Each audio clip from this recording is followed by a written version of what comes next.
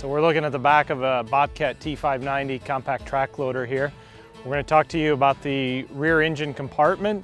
We'll start off with the door itself. We've got a 6mm thick steel door here for protection. We've got a solid bumper here for protection as well that provides at the same time the optimal departure angle. If we open the tailgate up, you'll see the engine compartment itself. You can see the engine is a transverse mounted engine, which is a unique feature on the Bobcat skid steer and compact track loaders. All our models feature a transverse mounted engine, which provides multiple benefits. One of those benefits is to provide the optimal weight balance and weight distribution between the rear axle and the front axle to optimize the lifting capabilities and dynamics of the machine itself.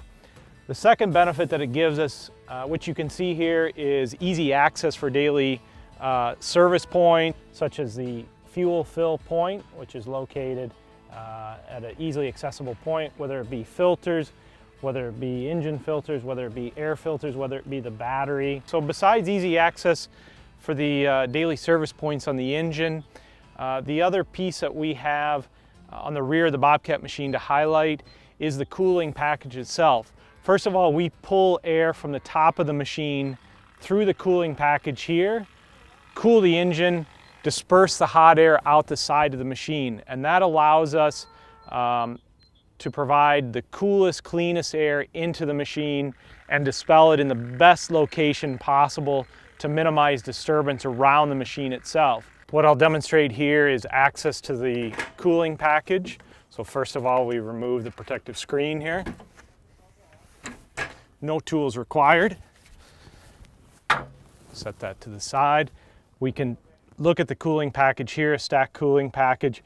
This can be separated for easy cleaning between the cooling package itself. You've got two rubber mounts there to secure it. It's hinged here. You can get an air tool in here to clean it out. I can clean it out by hand if necessary. So very easy, no tools, 30 seconds I'm in. All I need to do, unhinge it there, put the straps back on. Again, you can see no tools.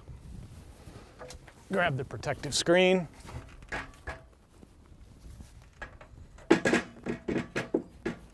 Slide it back into place. And voila, I'm back to work.